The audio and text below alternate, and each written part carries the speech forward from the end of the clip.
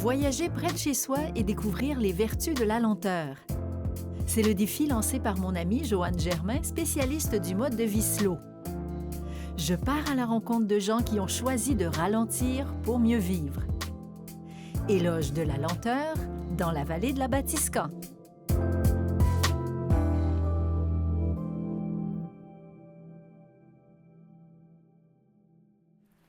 En milieu rural, des questions se posent. Qui va être mon prochain voisin? Qui prendra la relève de nos fermes? Monsanto, Cargill, Bayer, toutes ces multinationales remplaceront-elles les familles Mongrain, Cossette, Veillette, Bordelot, Saint-Arnaud? Décideront-elles de la façon d'occuper notre territoire? Mais ici, on est à Saint-Tite. Il y a une petite Cossette puis une petite Héroux qui a choisi d'acheter une mini-ferme du Boisé, géante, qui accueille tout le monde. Bienvenue à la mini-ferme du Boisé à Saint-Tite.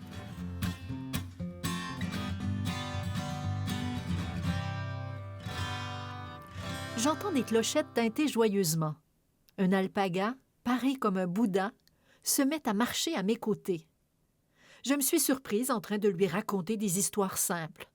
Le ciel bleu, la rondeur des vallons surplombant ce coin de Saint-Tite, l'hiver prêt à se déployer.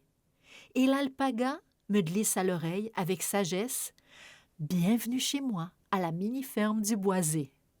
C'est la surprise en arrivant ici. OK. C'est écrit mini-ferme. Oui. Mais je trouve qu'il y a beaucoup de monde pour une mini-ferme. Oui, effectivement. Quand on a commencé, là, on faisait des mini-fermes dans les écoles, dans les centres d'achat pour la ferme de Pâques, dans les résidences personnes âgées, des fêtes d'enfants à domicile. Fait qu'on faisait des petites mini-fermes puis on se déplaçait. Quand on est arrivé ici en 2012, bien là, on a gardé notre nom, mais là, on est en train de transformer ça. On est refuge. Fait que refuge ferme du Boisé, c'est chez nous, à Saint-Tite. Mais ce qui vous a amené à Saint-Tite, parce qu'avant, il y avait quand même une vocation avec les animaux, Ouais. mais ici, qu'est-ce qui vous a vraiment amené ici, là, de dire on change, c'est pratiquement un changement de vie, là, d'avoir une exploitation comme celle-ci? Oui.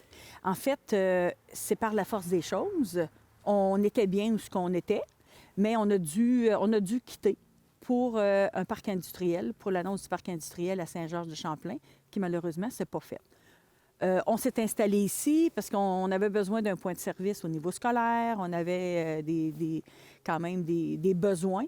Puis finalement, bon, c'est ici qu'on s'est installé à Saint-Tite. Puis c'est correct. On est bien content d'être là. Ça appartenait à qui, cet endroit? Qu'est-ce qu'on y faisait? Cet endroit-là a appartenu à 4 générations de la famille Chaillé. L'avant-dernière génération, c'est-à-dire la dernière génération là, qu'il y a eu, je pense pas qu'ils exploitaient vraiment. Autrement, c'était de l'élevage de bœuf. OK. Oui, c'était ça. Exact. Oui. C'est étrange, hein, parce que ce sont des animaux qui étaient voués à un abattage. Ouais. Parce que, bon, faut bien manger. Hein? Exactement, exactement. Je vous l'annonce, des fois, les steaks qu'on mange, ben, ça se peut qu'il y ait une petite fin de vie dans C'est un ça. abattoir. Exactement. Mais vous, c'est le contraire. C'est le contraire. On Ouais. les amène au bout de leur route, on les accompagne dans leur vie, Oui. puis on veut qu'il y ait une belle vie, en fait. Fait que l'animal peut arriver en début de vie, peut arriver en début de retraite ou peut arriver en fin de vie. On s'est donné comme mandat de les accompagner jusqu'au bout de la route.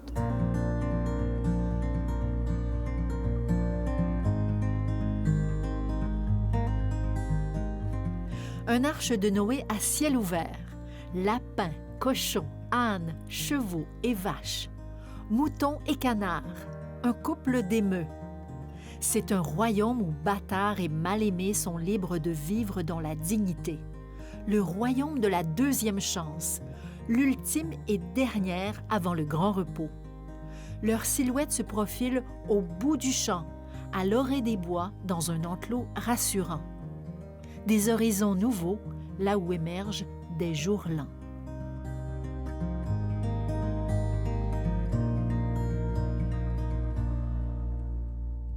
Et cette mission que vous avez aussi d'être avec des animaux, vous l'avez aussi transposée pendant plusieurs années avec des adolescents. Oui, en fait, on a été famille d'accueil pour les centres jeunesse, puis un peu aussi avec les CLSC. OK. Adolescents, principalement. Oui. Puis on a des belles réussites, des belles histoires, puis on a encore de la belle visite. Il y a des gens qui Vraiment. doivent dire, mais ils sont folles. Parce que Ouais. des garçons, adolescents, Ouais. qu'on associe avec des PJ, on se dit, il devait avoir des petits problèmes. Ouais. Ça devait brasser? Oui, mais c'était sain. OK. C'était sain. C'est quoi les valeurs que vous vouliez inculquer? Bien, on voulait qu'il soit heureux partout. OK. De permettre à un enfant d'être heureux partout ce qui passe dans la vie, bien, ça ne met pas de barrière, puis ça ne met pas de compétition. Hein? Au même titre que deux parents qui vont se séparer, si ton parent te permet d'être heureux avec l'autre parent, bien, ça va bien. Fait que c'est un peu ça qu'on a... OK. C'est ce qu'on souhaitait, que nos jeunes soient heureux partout ce qui passait dans la vie, puis de faire ressortir les forces de chacun.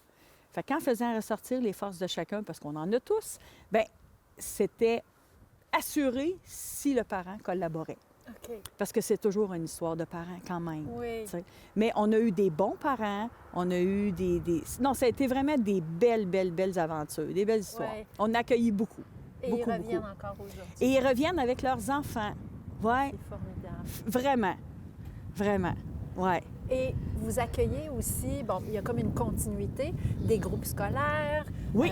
des groupes d'adultes, des touristes, carrément des touristes, des gens qui viennent en VR pour vous Oui. donner un coup de main. Des membres Terrego, oui, qu'on accueille aussi. Puis ce qu'on accueille vraiment, bien, entre autres, parce que comme tu dis, là, c'est vraiment une grande variété, mais j'aime vraiment quand j'ai des humains qui ont des différences. Des groupes, des associations, des humains qui ont des déficiences. Moi, j'appelle ça une différence. C'est vibrant ce que l'animal peut donner à ces gens-là, puis ce que l'animal peut recevoir de ces gens-là. Puis je trouve toujours que c'est une belle paye. Je trouve toujours que c'est une belle... c'est de la ouate. C'est vraiment Ah, génial. Ah oui, absolument. Absolument. Sachons-le, tous ces animaux se lèvent à l'heure des poules, prêts pour leur rasade d'eau fraîche et leur ration quotidienne. Impossible de déroger à la logique de l'horloge de la survivance. Il faut se pointer et assurer les soins. La générosité de Raymonde, l'assiduité de Chantal ne connaissent pas de limite, c'est vrai. Mais il faut des bras, des bénévoles valeureux pour faire tourner la roue, distribuer des câlins sur les museaux, brosser les croupes, prendre la pelle et nettoyer en toute humilité. Donc ça, c'est Charlotte. Charlotte est arrivée ici, ça fait pas longtemps, ben 1 mois ou 2, je crois. Et elle est vraiment gentille. Durant les visites, quand il y a des handicapés, il y a eu des gens aveugles, on allait justement la sortir, ce qu'on fait jamais normalement avec les autres, puis on leur donnait, puis elle restait vraiment calme. OK. Qu'est-ce que tu fais ici comme bénévole? Parce que je te vois au volant d'un petit véhicule. Tu as l'air à vraiment savoir où aller, quoi faire. Bien, normalement, le matin, ça dépend aussi s'il y a de la pluie, des trucs de même, mais la plupart du temps, je vais aller faire les lapins, les poules, de l'eau des volières, la moulée. Je vais aller faire ma petite tournée d'eau, ma petite tournée de crotte, ouais. OK. Ça t'a pris combien de temps pour être à l'aise comme ça? Parce qu'on ne semble pas te dire quoi faire. Tu vas justement à tes occupations. Tu as l'air d'être vraiment au courant de tout ce qui doit être fait. Bien, ça a été progressif, justement. Mais ça n'a pas été long que, tu sais, je m'habituais. Mais c'est parce que c'est au fil du temps, tu sais, que j'avais de plus en plus de tâches, etc. Mais durant, tu sais, ma 2e, 3e semaine, je commençais à être vraiment à l'aise quand même. Tu viens quand même de Drummondville. Oui. C'est à 1h30. 1h30, 2 heures, là, ouais. Oui. Qu'est-ce qui t'a amené à faire la route jusqu'ici? C'est une autre histoire, en fait. Mon grand-père était Régo. Je sais pas si vous connaissez, en fait, c'est une place où est-ce qu'on voyage. C'est un peu un abonnement, oui, puis on va voyager partout dans le Québec avec leur motorisé. Et eux autres, ils ont vu l'annonce de... en fait, Chantal Raymonde, il prenait des enfants pendant 1 semaine, nourris, logés, et ils travaillaient. Fait que mon grand-père a tout de suite su que ça me fitterait, puis j'ai toujours adoré les animaux. Puis ils ont été visités, ça a bien été. Puis fait que c'est ça, je suis venue à cause de l'annonce ici. OK, ça fait maintenant 1 an que tu es Ouais. bénévole. Là, tu as Charlotte avec toi, Ouais. mais tu as quand même un animal préféré. Ouais. Préféré, sinon même que tu l'as adopté. Ouais. Qui est cet animal? C'est Monsieur, c'est un âne miniature. C'est un âne de Jérusalem, en fait, comme il y en a en haut, mais ça, il est miniature. OK. Pourquoi tu as choisi cet âne? Il est vraiment particulier, il est super colleux. ça a été un peu le coup de foudre, mettons, dès que je l'ai vu. Là, puis ça, je vais toujours le voir. Je l'ai vraiment apprécié.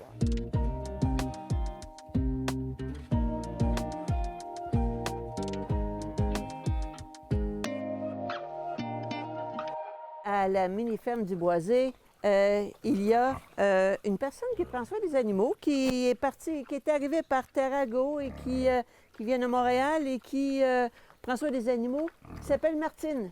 Et cette Martine-là, elle chante et elle attire les animaux.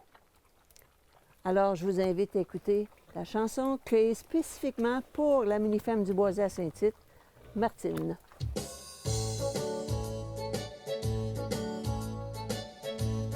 Tu viens chanter, Méo? Bienvenue à la ferme refuge du Boisé. Plein d'animaux de toutes sortes en liberté. Chantal Héré vous accueille avec fierté. Parrainage et achat d'œuvres pour les aider. Arrivés en motorisé ou en gîte pour y coucher. Plein d'animaux à nos côtés qui viennent nous saluer. Ils veulent manger de la moulée. Plein de câlins et de baisers. La mini-ferme du Boisé, un rêve à visiter.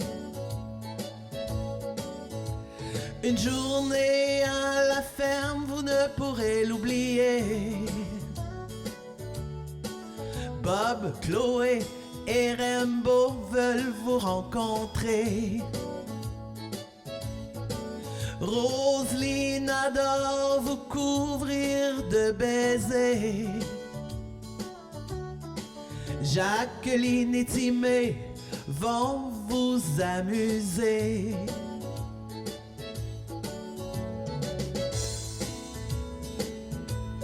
J'ai perdu mon Méo. Méo, viens-t'en, viens-t'en.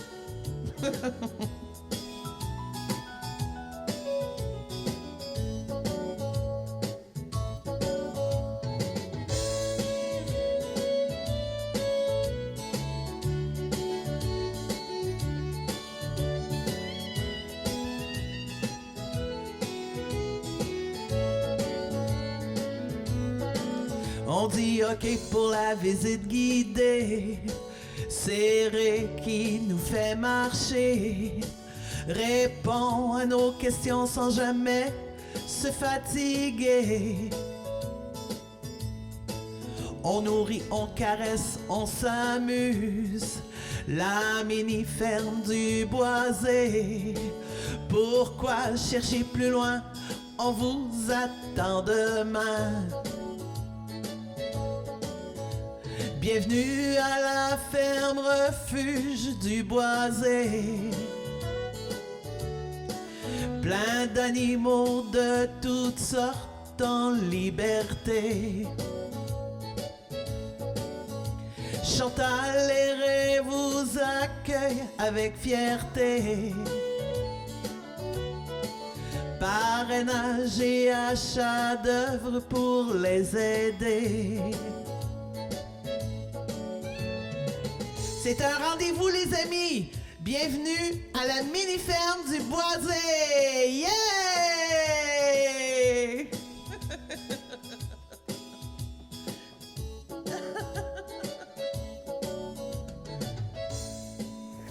À la ferme, la mini-ferme du Boisé, il y a quelque chose d'extraordinaire qui se passe. C'est toujours de la magie. Ici, on accueille des animaux. C'est une ferme refuge. Mais savez-vous qu'on peut aussi les parrainer? Moi, j'ai des coups de cœur. Il y a, tu sais, les beaux gros cochons, là. C'est mes coups de cœur. Fait que moi, si j'avais à en parrainer un, ça serait Lollipop pour Regina. Méo. Ils sont tous beaux. Je vous invite à parrainer ces animaux extraordinaires qui ont une belle vie. Bienvenue à la mini-ferme du Boisé Refuge.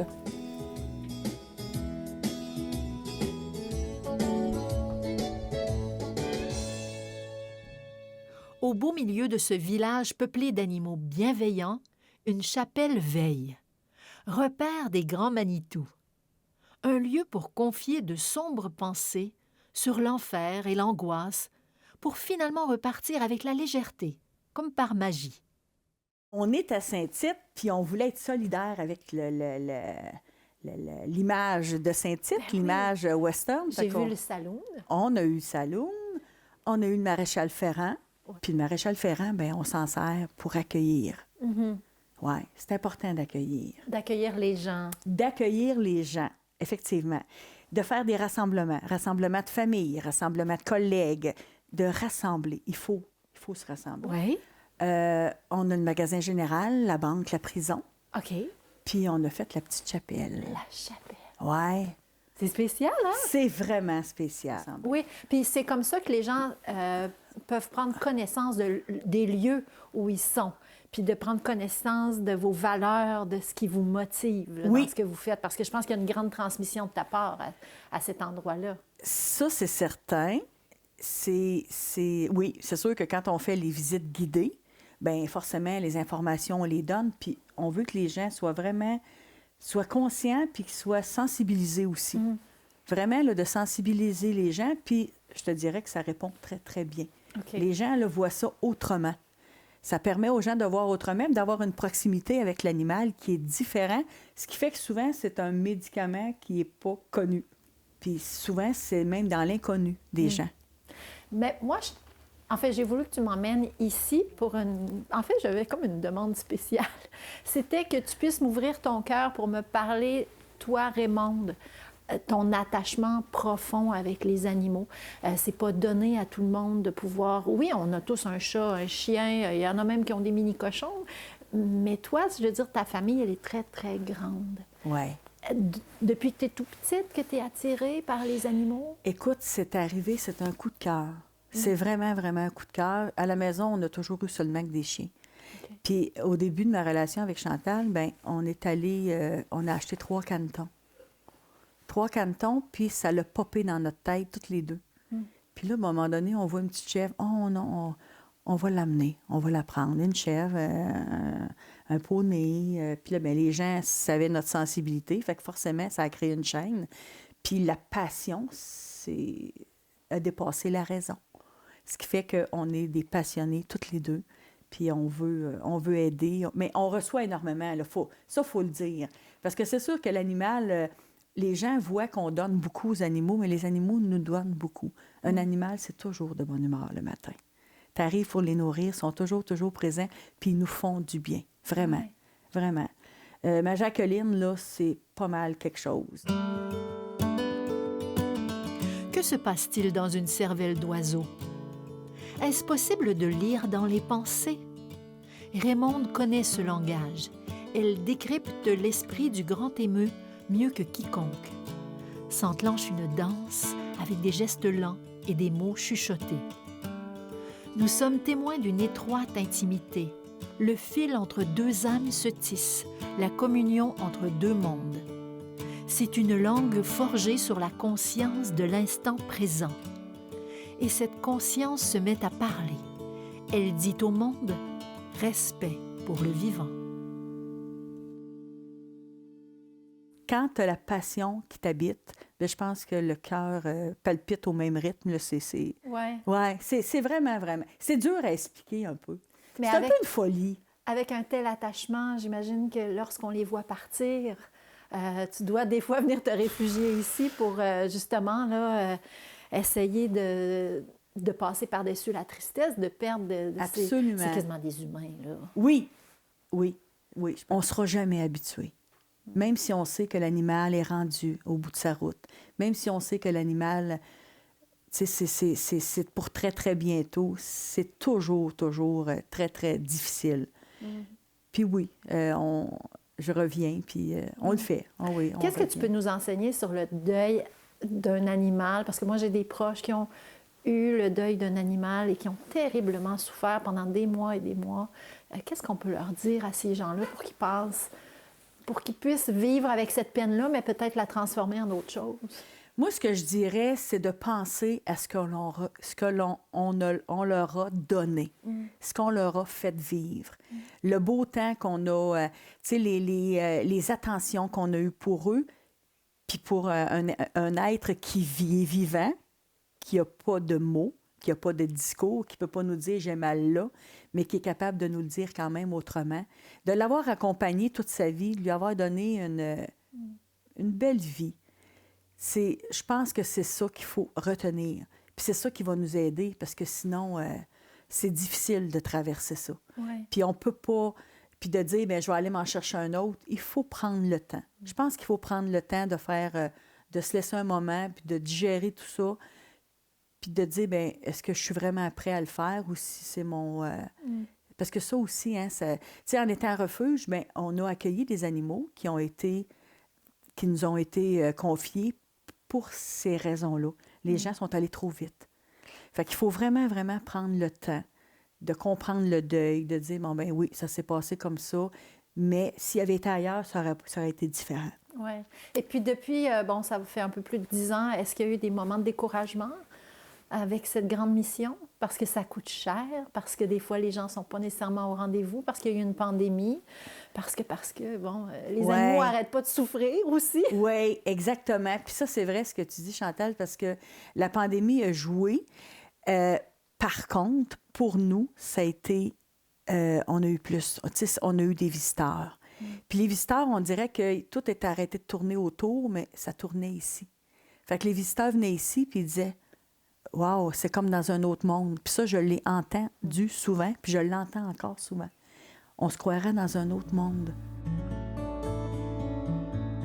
Sur ce lopin de terre, tous les impossibles coexistent. Des hordes de visiteurs se pointent, croyant faussement qu'il s'agit d'un zoo. Et ils se rendent vite compte que les lapins, les ânes et les cochons ne sont pas des bibelots. Les gens découvrent des animaux qui parlent la langue des humains, dans la plus parfaite harmonie. Au fil des rencontres, les visiteurs laissent échapper d'intimes confidences. Les gens sèment leur peine et leur joie. C'est l'effet du pouvoir combiné qu'offre cette immense ménagerie. On est deux femmes moi, j'approche la soixantaine. Toi, tu viens à peine de l'aborder. Chantal aussi va être au tournant de la soixantaine. C'est certain qu'on a beaucoup d'énergie, toi et moi, Chantal aussi. Mais à un moment donné, on est plus stratégique. Puis on se dit la suite des choses. Qu'est-ce qui va arriver? C'est une grosse question. Hein? Tu vois que je prends pas des détours. C'est la grosse... On vieillit! Ah oui, puis comme je disais, si on ne vieillit pas, on meurt. On veut vivre. Oui, absolument. En tout cas, pour l'instant, c'est sûr qu'il n'y a pas de relève, mais on y va au jour le jour. Puis on a des bénévoles qui viennent alléger. Oui, ça, c'est vraiment important. Oui. Fait que les bénévoles nous donnent... nous enlèvent des années. Bon, des années de lourdeur ensemble. Oui, pas des années de vie, mais des années... en tout cas, c'est sûr qu'il y a des choses... il y a des tâches qui sont plus physiques que des bénévoles vont faire. Ou, fait que l'ensemble de tout ça, le partage des tâches, fait qu'à un moment donné, bien, tu dis, bien, finalement, on continue, puis ça va. Oui. Mais je peux pas dire que c'est toujours... c'est pas tout le temps... c'est plus souvent wow, là, c'est bien certain. Mais il y a des moments, quand les animaux sont malades, je pense que c'est plus là. Ouais. Les changements de saison aussi. Comme là, présentement, là, c'est sûr que les nuits sont là, c'est le gel. Puis là, on surveille tout le temps les chevaux. S'ils boivent trop d'eau froide, c'est pas bon. Fait que là, il faut installer les chauffe-eau. C'est toutes des choses que les gens ne pensent pas aussi. Fait que vous n'êtes pas trop prise dans les projets de vacances en Floride ou tout ça? Non, ça, c'est... Non. Floride, c'est ici. La Floride, c'est ici, puis on s'organise pour avoir des amis qui viennent partager un bon souper, puis tout ça. Okay. Oui, il faut trouver son confort autrement. C'est sûr que c'est quand même gros. On a quand même 320 quelques têtes. Puis de confier cette tâche-là, de confier cette responsabilité-là à quelqu'un, bien, je ne suis pas sûre si je serais à l'aise de le faire. Tu comprends? S'il arrive quelque chose, bien, tu dis... mais en tout cas, autrement, ça va. Ça va très bien, puis on s'organise pour accueillir nos amis, puis c'est génial, c'est bien correct. On a une belle place, en tout cas, pour prendre son gaz égal. On va dire Prendre ça. son gaz égal. Vraiment, c'est vrai, c'est vrai. Je repars de ce coin de pays, fier d'avoir appris les rudiments d'une langue nouvelle. Dans les yeux des animaux, je peux lire la suite du monde. Même dans le silence, chacun d'eux manifeste l'intelligence des professeurs. Ils ont lu dans mes pensées, clairement, j'ai entendu que le bonheur se manifeste à ceux qui savent prendre le temps.